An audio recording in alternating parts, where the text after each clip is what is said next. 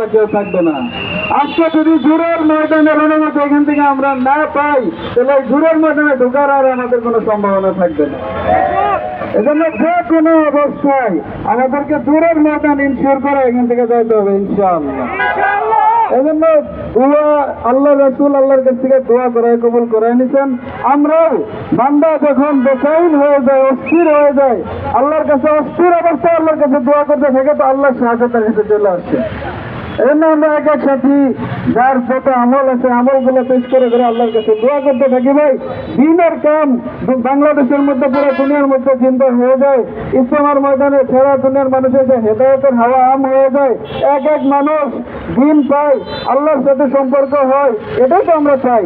আমাদের জানমালের কুরবানির দ্বারা মানুষের আল্লাহর সাথে সম্পর্ক হয়।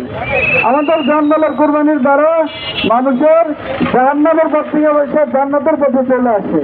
এজন্য সাহাবারা জান লাগলে জান দিচ্ছেন, মাল লাগলে মাল দিচ্ছেন, দিনের পর দিন স্ত্রীদেরকে বিধবা করছেন, সন্তানদেরকে এতিম করছেন। আমরা তো সাহাবী মানে আমরা তো মসজিদে এখানে আসছি। এজন্য আমরা সাহাবাদের কুরবানি এবং সাহাবাদের জজবাকে সামনে রাখি, ইনশাআল্লাহ আল্লাহর সাহায্য চলে আসবে ইনশাআল্লাহ।